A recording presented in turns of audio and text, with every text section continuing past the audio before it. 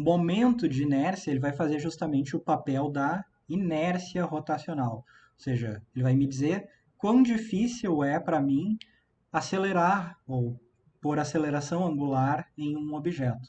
Quanto maior o momento de inércia, mais difícil. Quanto menor, mais fácil. Tá? Portanto, se existir um torque resultante, então vai existir aceleração angular sobre o corpo. E o módulo dessa aceleração depende do torque resultante, mas também vai depender da inércia rotacional do corpo. E essa inércia rotacional é dada pelo chamado momento de inércia, que normalmente a gente usa a letra I, tá? I para momento de inércia. Momento de inércia do objeto, tá? Em relação a um eixo de rotação. Então, esse momento de inércia, na verdade, é sempre calculado em relação a um eixo específico, tá? Depende do que? Da massa do objeto, portanto a gente já sabe, né? A massa é inércia, então depende da massa. Só que agora não depende apenas do valor da massa, depende também de como essa massa está distribuída no espaço, ou seja, depende da forma do objeto. Então, eu mudando a forma de um objeto, eu posso mudar a inércia rotacional desse objeto. Começar com então, falando de, bom, como a gente calcula essa coisa, tá? E na verdade isso pode ser bastante complicado. Então, eu vou fazer só alguns casos bem simples, tá? Então, primeira coisa, se a gente estiver falando de uma coleção de partículas, então, se a gente pensar, por exemplo, em bolinhas pequenas que têm alguma massa m, unidas por barras que não têm massa nenhuma, tá? Barras de massa desprezível. Como que a gente calcularia esse momento de inércia? A gente olharia a distância que existe entre cada uma dessas bolinhas e o eixo de rotação, aquele mesmo R que a gente estava vendo agora, né? O mesmo R, só que a diferença é que agora a gente vai fazer uma soma do quê? Do produto das massas, de cada uma das massas, por cada um dos raios R ao quadrado. Tá? Então vocês podem ver que essa coisa vai depender da massa, mas depende também da separação dessa massa ao quadrado em relação ao eixo de rotação. Isso aqui é válido para corpos formados assim por partículas, né, objetos discretos, digamos uma bolinha aqui e outra ali. Se for um objeto contínuo, se a gente estiver falando, por exemplo, de uma roda, uma mesa, seja lá o que for, na verdade ele é uma coisa contínua, ele não é feito por partículas individuais que a gente consegue reconhecer. E a coisa fica ainda mais complicada, vira uma integral de r ao quadrado dm, em que dm é o diferencial de massa. Começar a falar algumas coisas sobre isso. Primeira coisa, tá? É que o momento de inércia, vocês podem ver, é uma quantidade nova, mais uma quantidade nova para a gente. As unidades dele no sistema internacional, que a gente tem aqui é massa, portanto quilograma, vezes distância ao quadrado. Portanto, as unidades vão ser quilograma vezes metro ao quadrado. Tá? Então, essas são as unidades do sistema internacional. A gente vai calcular o momento de inércia só muito simples, tá? Primeira coisa, a gente não vai ver nenhum momento de inércia que a gente precise fazer integral. É simples de verdade, tá? Porque isso aqui pode ser bastante complicado, e aí, na verdade, vocês vão ver no livro de vocês, tem aqui, eu botei essa figura do livro do Halliday também, que muitos formatos, né, de objetos já são tabelados, tá? Por quê? Porque a gente pega um objeto, faz uma integral uma vez e põe numa tabela, e para não precisar toda vez que tem que pegar um momento de inércia de um objeto com o mesmo formato, fazer uma integral de novo, né? Porque quanto menos integral a gente precisa fazer, melhor. E aí vocês podem ver aqui, por exemplo, então tem esse exemplo aqui, está um pouco pequeno aqui, mas depois vocês podem olhar no livro, vai ter lá tabelas também, podem ver na internet isso.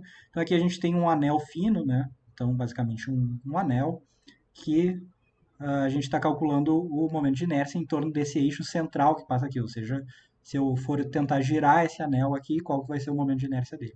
E podem ver aqui I é igual a simplesmente mr ao quadrado para esse caso aqui, ou seja, essa coisa se comporta, né, com o momento de inércia como sendo a própria massa total do objeto vezes o raio r desse eixo ao quadrado, aqui desse anel. E aí tem outros aqui, né, esfera, um cilindro, etc. E vocês podem ver que mudando aqui o cilindro, né, a gente tem em relação a esse eixo central aqui dele, né, simétrico em relação a esse comprimento maior, também um eixo em relação a um raio aqui dele. E aí, se vocês forem olhar isso aqui, vocês podem ver que muda o momento de inércia conforme a gente muda também o eixo. Tá? Então, nenhuma conta desse tipo aqui vai ser feita. Tem alguns problemas na lista 10 de vocês que pede o cálculo do momento de inércia, mas aí vocês têm outras maneiras de fazer esse cálculo. Uma das maneiras vai ser utilizando a chamada segunda lei de Newton para rotações, que a gente vai ver logo em seguida. E a outra maneira vai ser quando a gente, ou energia cinética rotacional, também que a gente vai ver logo em seguida, ou se for uma coleção de partículas, aí é mais fácil calcular. Tá? E eu vou fazer alguns exemplos justamente dessa situação, em que a gente tem objetos que são formados por partículas, por pontos separados no espaço. Só para vocês terem uma ideia de como são essas coisas e não ficar uma coisa completamente abstrata aqui. Então eu vou começar fazendo o seguinte: imagine que a gente tem uma barra fina, tá? Uma haste basicamente, e essa haste ela tem massa desprezível. Tá? E eu vou colocar aqui um eixo de rotação, vou botar bem no meio aqui, vou chamar esse é o meu eixo O. Portanto, essa haste, de novo, eu posso girar ela no sentido anti-horário ou horário. Só o que eu vou colocar aqui é duas massas na extremidade dessa barra, nas extremidades dessa barra. Tá? Uma massa M na extremidade esquerda e uma massa M na extremidade direita. E eu vou dizer que a separação aqui, a distância que existe entre o eixo ou ponto de rotação e as massas M é a mesma, é L nos dois lados. Tá? E aí a pergunta é, agora sabendo isso aqui, como que eu calculo o momento de inércia que essa barra aqui com essas duas massas na ponta vai ter em relação a esse eixo. Ou seja, quando eu for tentar girar essa coisa no sentido horário ou anti-horário, qual é a minha dificuldade, né? Como eu quantifico essa dificuldade em girar isso aqui. E aí a resposta, na verdade, vocês vão ver que vai ser bem simples quando a gente tiver coisas bem simplificadas assim. O que nos diz a expressão para o momento de inércia? Nos dias que a gente tem que fazer a soma, lembre isso aqui é a expressão para soma, das massas vezes as posições ao quadrado, a separação entre o eixo e a posição da massa ao quadrado. Bom, para esse caso aqui, a gente só tem duas massas, né? Então a gente só precisa fazer uma soma com dois termos. Tá? O primeiro termo é o quê? É a massa M, que está aqui mais à esquerda, vezes a separação que existe entre ela e o eixo ao quadrado. A separação é L, então isso é L ao quadrado. Mais a massa que está aqui à direita, vezes a separação L ao quadrado. Então, ml ao quadrado de novo. Ou seja, o momento de inércia dessa barra de massa desprezível, lembrem, a barra não tem massa nenhuma, eu posso desconsiderar, só o que importa são as massas na ponta, essas bolinhas aqui. Isso aqui é simplesmente 2ml ao quadrado. Tá? Então, sem grandes dificuldades. Vamos dizer que isso aqui é a situação 1. Tá? De novo, eu vou fazer algumas situações variadas para vocês verem como as coisas mudam quando a gente muda as massas ou a separação que existe entre elas e o eixo. Então, vamos pegar de novo uma barra aqui de massa desprezível. E aí, eu vou de novo pegar a mesma barra nesse exemplo. Então, de novo, a mesma barra de massa desprezível. A diferença vai ser que agora eu vou dobrar as massas na ponta. Tá? Então, essa massa aqui vai ser 2m agora, e essa massa vai ser 2m agora. De novo, mesmo eixo de rotação aqui, né? O eixo central, então pode girar sentido anti-horário ou horário. Como que fica agora o momento de inércia? Y0 é a soma das massas, de novo, vezes a separação ao quadrado. Então, vamos lá. O momento de inércia é massa, aqui que está mais à esquerda, agora é 2m. Então, é 2m vezes, separação é a mesma, L, né? Portanto, L ao quadrado de novo. Mais a massa aqui da direita, 2m, L ao quadrado. Portanto, o que ficou agora? 4m, L ao quadrado. Vocês já vejam o que aconteceu, eu dobrei a massa, as massas, na verdade, as duas, né? Eu dobrei o momento de inércia. O que isso me diz? Que para um mesmo torque agora, esse segundo caso vai ter uma rotação que vai ser a aceleração dela, na verdade, a gente vai ver isso, vai ser 2 vezes menor. Tá? Ou seja, é 2 vezes mais fácil, digamos assim, eu girar a barra da situação 1 do que da situação 2. Tá? Eu preciso de um torque menor. Vamos ver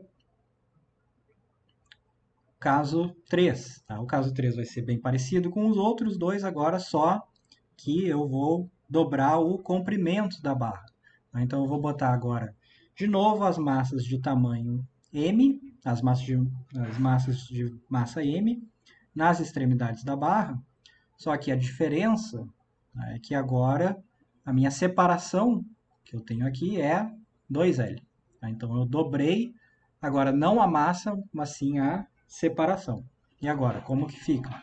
De novo a mesma coisa, né? A gente precisa fazer a mesma soma, né? Somar as massas vezes a separação ao quadrado. Então vamos fazer essa soma. Primeira massa é M, aqui que está na esquerda, vezes a separação, que é 2L, só que lembrem, isso está ao quadrado.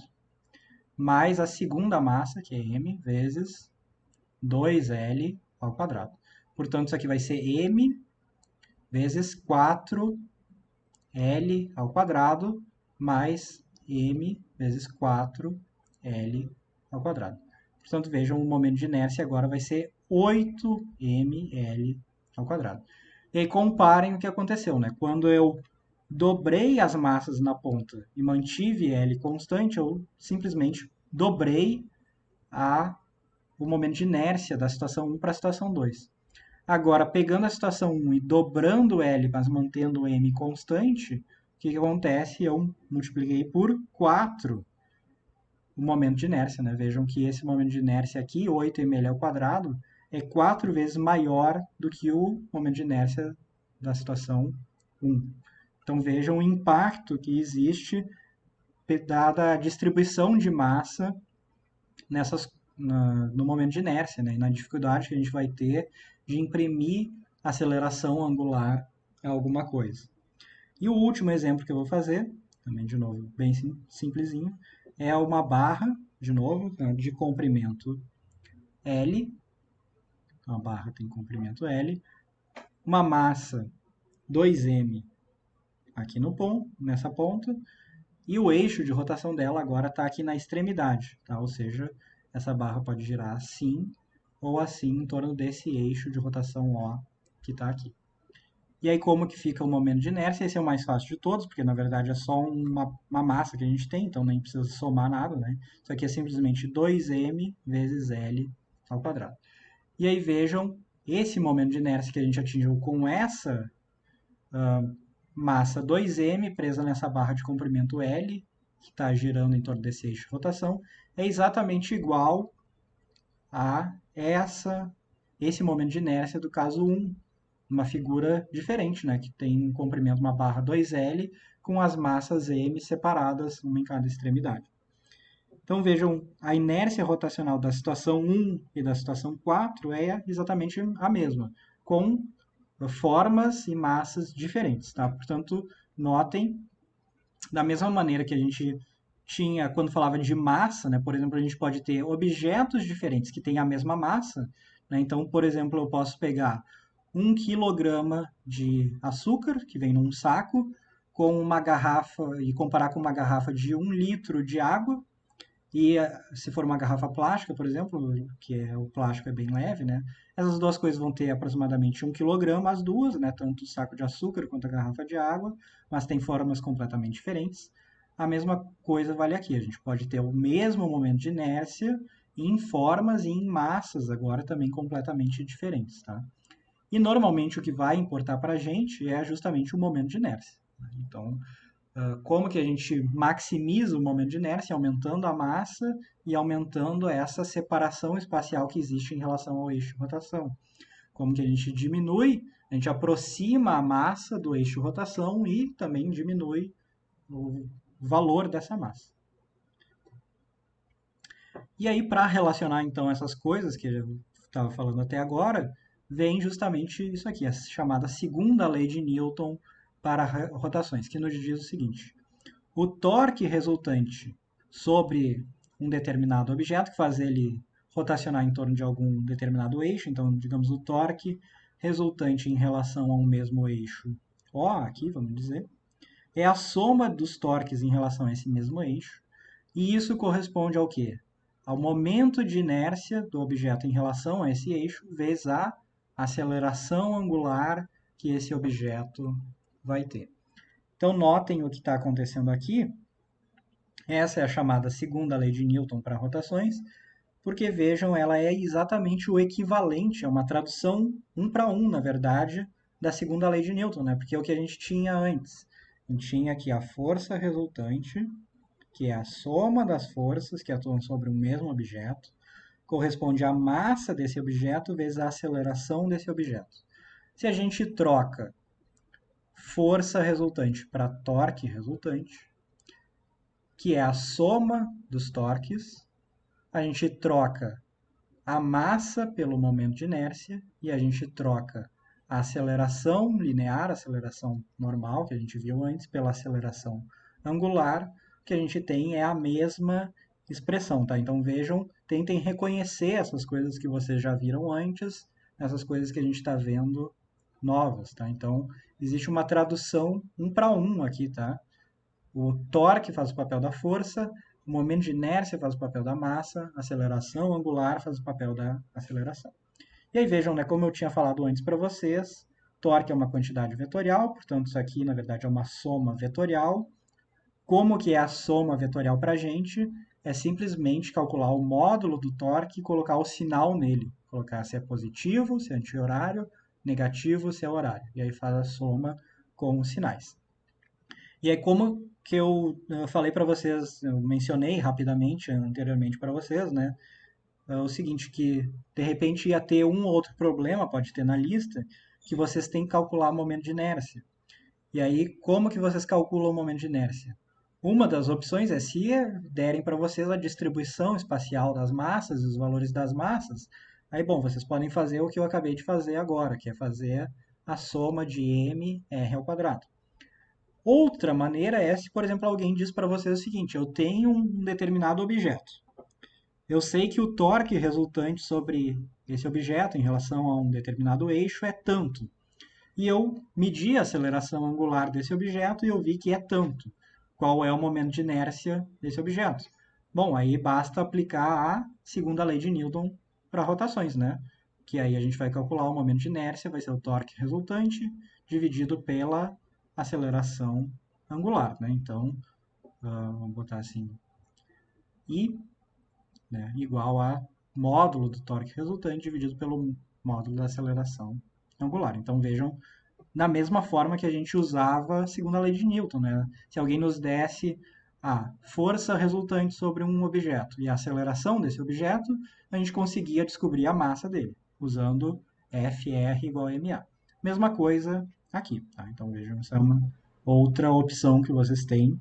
Inclusive, acredito que tem um problema, talvez dois até da lista, que tenha que usar isso. Não tenho certeza agora, mas tem pelo menos um problema que tem que descobrir o momento de inércia e não é calculando o momento de inércia a partir da distribuição espacial, é usando outras coisas.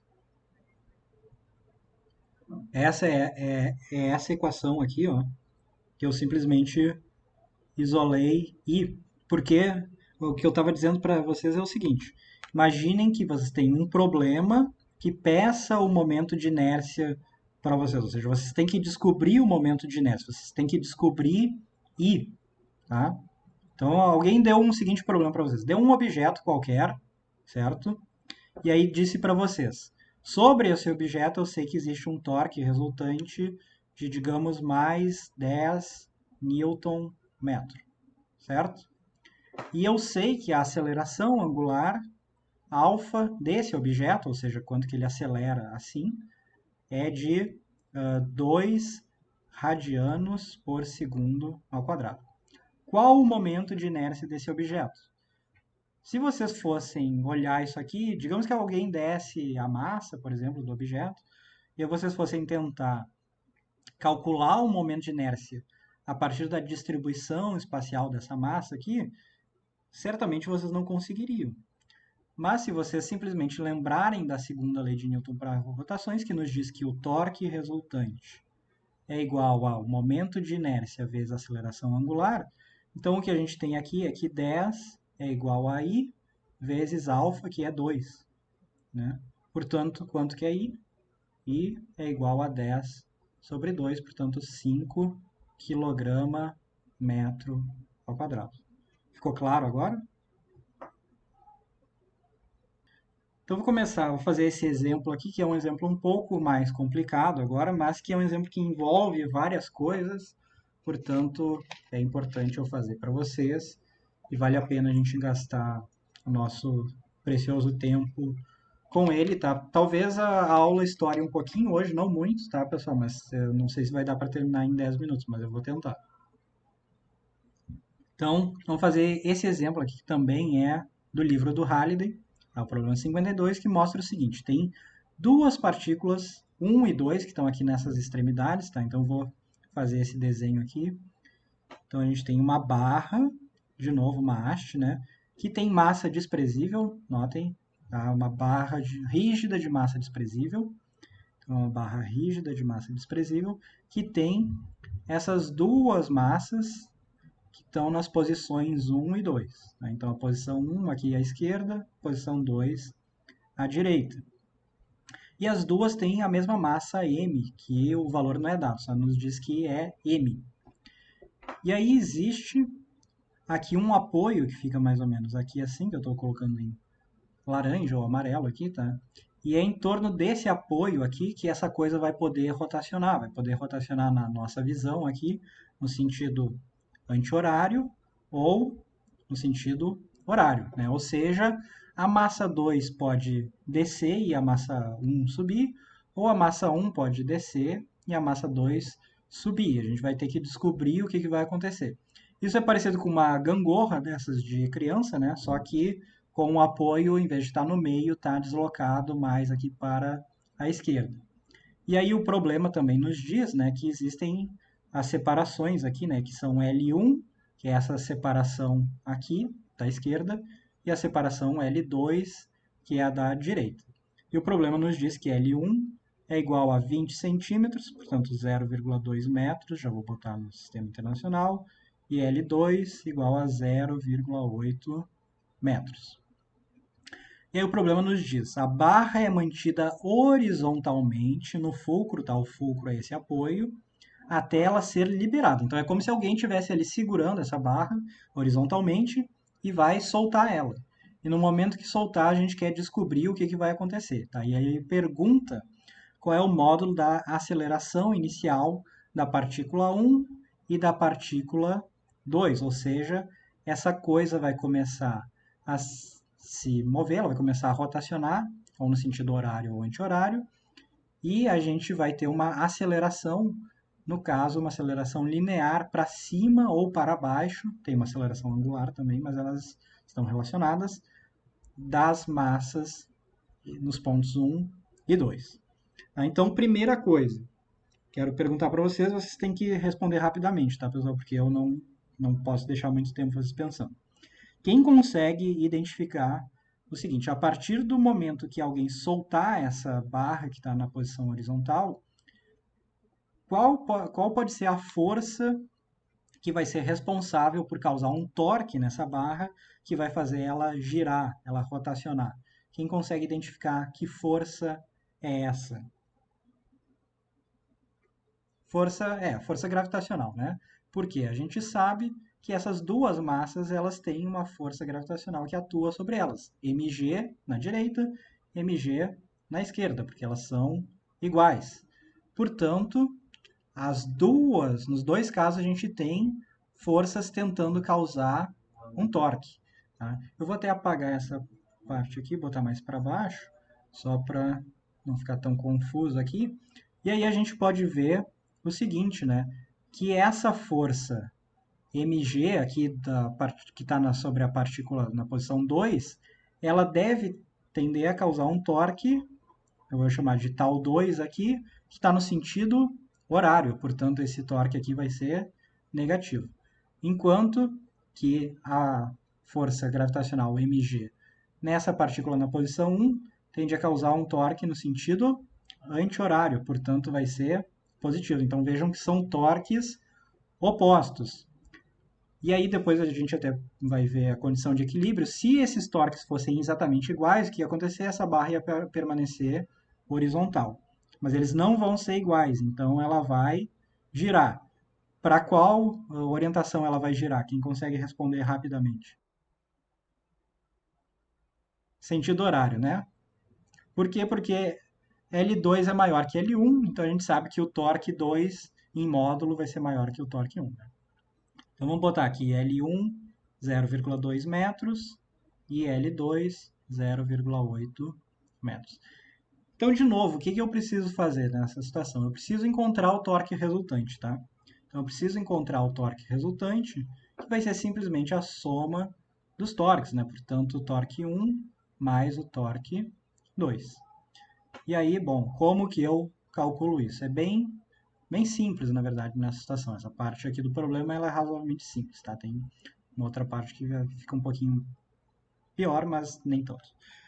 Então, o que a gente precisa para calcular o torque 1, por exemplo? Eu já sei que esse torque 1 vai ser isso. Tá? Então, primeira coisa, eu sei que ele é positivo, né? Então, quando é positivo, já ponho o sinal de mais aqui para eu não me confundir. Vai ser o quê? R. Mas o que é R? R é L1, né? Então, é L1 vezes a força, qual é a força? É mg, vezes o seno do ângulo. Qual é o ângulo? Quem consegue responder? 90 graus, né? Porque a gente sabe que a barra é horizontal e a força gravitacional é perpendicular, né? Portanto, 90 graus nos dois casos, né? Tanto para 1 quanto para 2. Né? Então, o ângulo vai ser de 90 graus, então fica 1 aqui. Então, isso aqui vai ser mais 0,2 mg. Eu vou deixar nesse formato assim, vou deixar G ali. A massa, lembrem, não foi dado valor. Então, como não foi dado valor, a gente já sabe, né, que em algum momento a massa vai ter que desaparecer. A gente vai ver logo em seguida que ela realmente desaparece. Torque 2, vamos lá. O torque 2 eu já sei que ele é negativo, então vou botar o sinal de menos para não esquecer. L2 vezes mg vezes 1 também, né? Portanto, menos 0,8 mg. O que isso significa para a gente? Que o torque resultante, né, sobre essa coisa vai ser menos 0,6 mg. Né? E esse sinal de menos que tem aqui está de acordo com o que a gente falou. Né? Como a rotação a gente sabe que vai ser no sentido horário, então é um torque negativo. Mas a pergunta, né, que o livro nos fez é o seguinte: qual é a aceleração, ou quais são as acelerações das partículas 1 e 2? Porque o que vai acontecer? Né? No momento em que eu soltar essa coisa, né, então aqui eu tenho a partícula na posição 2, que é a partícula m, e aqui na posição 1, partícula de massa m também. No momento que eu soltar essa coisa, né, o que vai acontecer é o seguinte: a massa m2 ela vai começar a descer, portanto ela vai acelerar para baixo, enquanto que a massa m1 vai começar a subir, portanto ela vai acelerar para cima. E essas acelerações elas são diferentes, tá? O que eu sei que é igual para as duas, né?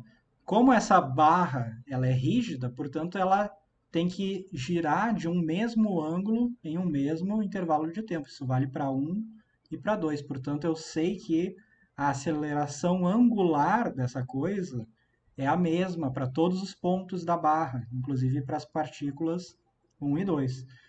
Lembrem por isso que a gente viu e vê as variáveis angulares, porque elas são comuns ao objeto todo.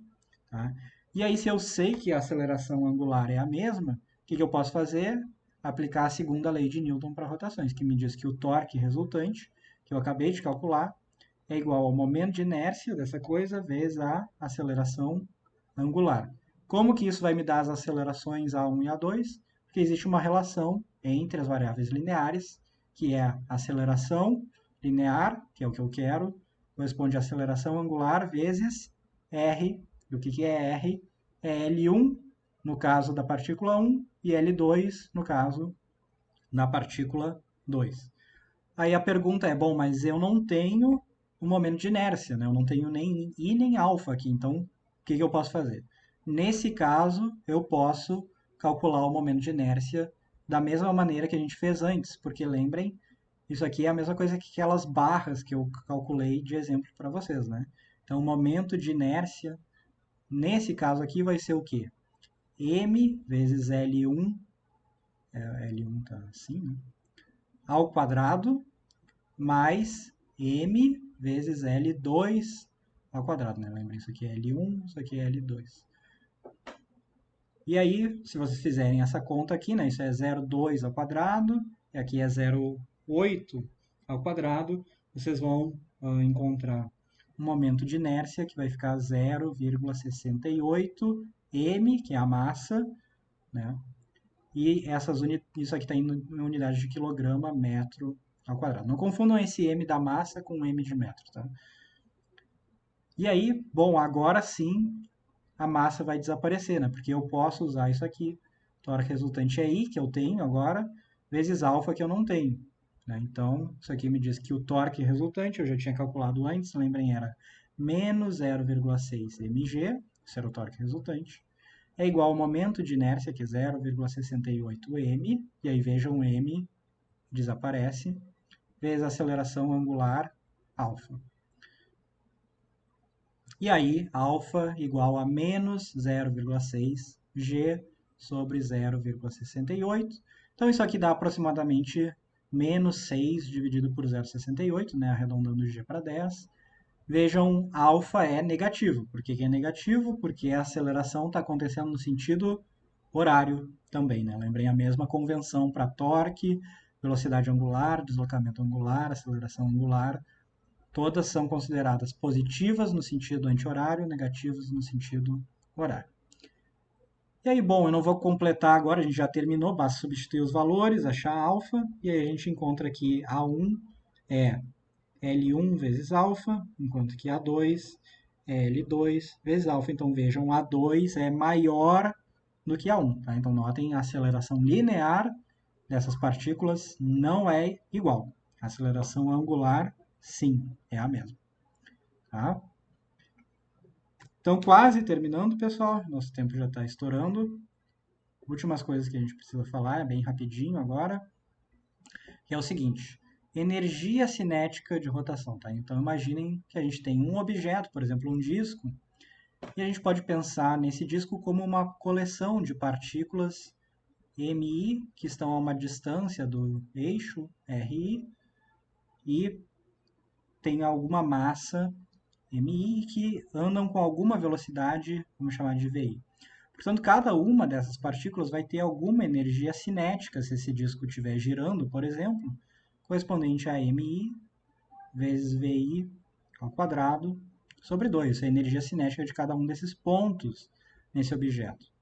Portanto, se todos os pontos estão se movendo, né, e o corpo está girando, então esse corpo rígido deve ter uma energia cinética associada à rotação dele. Notem que o corpo não precisa estar andando para um lado nem para o outro, ele só precisa estar girando em torno do próprio eixo. É uma rotação pura, assim como a rotação das pás de um ventilador. Né?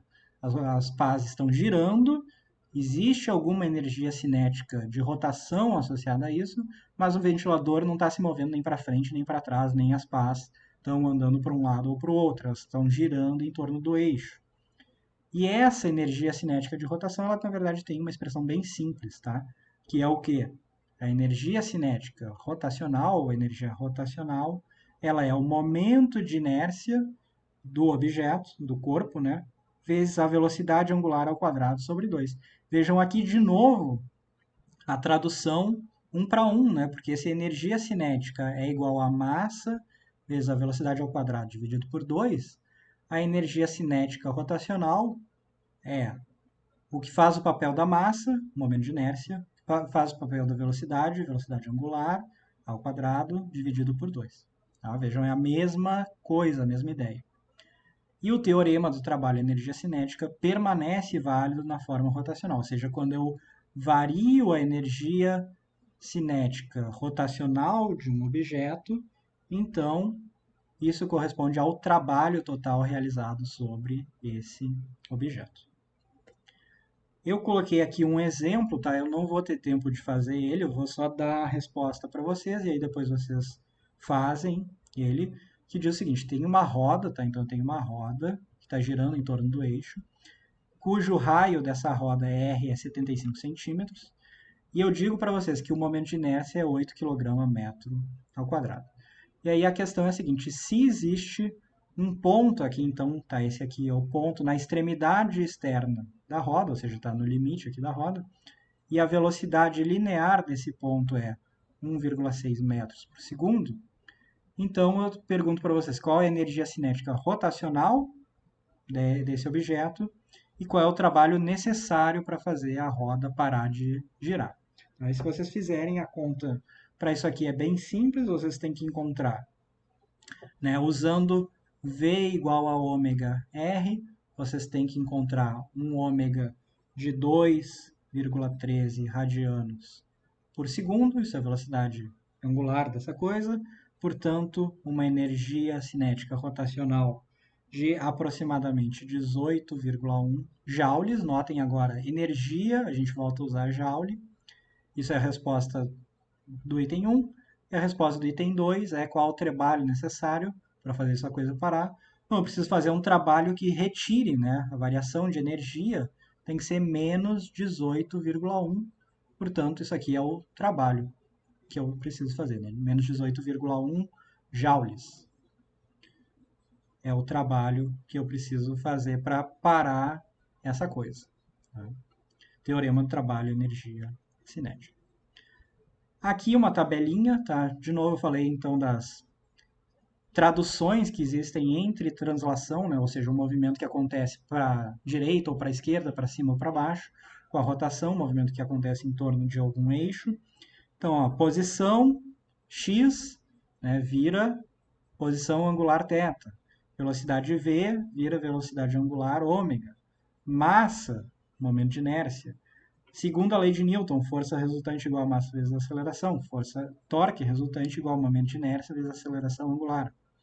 Trabalho, a expressão a integral de trabalho era F dx. Agora vai ser torque dθ, porque lembrem, a força, né, é substituída pelo torque. Potência, força vezes velocidade. Potência, torque constante, né, é tal vezes ômega, torque vezes velocidade angular. Teorema do trabalho e energia cinética, né? Trabalho total corresponde à variação de energia cinética, trabalho total corresponde à variação de energia cinética. E aí sim, última coisa, não vai ter mais nada além disso, isso aqui eu só vou comentar, a gente não vai chegar a calcular nada, mas é um comentário importante, principalmente para vocês da civil, que é o seguinte: a condição de equilíbrio de corpos rígidos. Tá? Então, quando a gente viu o equilíbrio de translação, ou equilíbrio para um ponto material, ou seja, para uma partícula de massa m, dizer que essa partícula está em equilíbrio, basta a seguinte situação, basta que a soma das forças sobre essa partícula, ou seja, a força resultante, seja nula. Se isso for verdade, então a aceleração é nula e a gente diz que essa coisa está em equilíbrio. Porém, quando a gente fala de corpos rígidos, que são corpos extensos, existe a possibilidade de rotação agora, e não apenas mais de translação. E a gente viu lá no nosso primeiro exemplo, né, que é possível ter rotação, é possível ter torque com força resultante nula, né? Esse foi o primeiro exemplo que eu falei para vocês, daquele disco com as forças F em azul para cima e F menos F em vermelho para baixo. Portanto, agora a gente precisa ter mais uma condição de equilíbrio. Que condição de equilíbrio é essa? É a condição de que o torque resultante também tem que ser nulo. Ou seja, a gente precisa força resultante nula, portanto, aceleração linear nula, mas a gente também precisa de torque resultante nulo e, portanto, aceleração angular nula.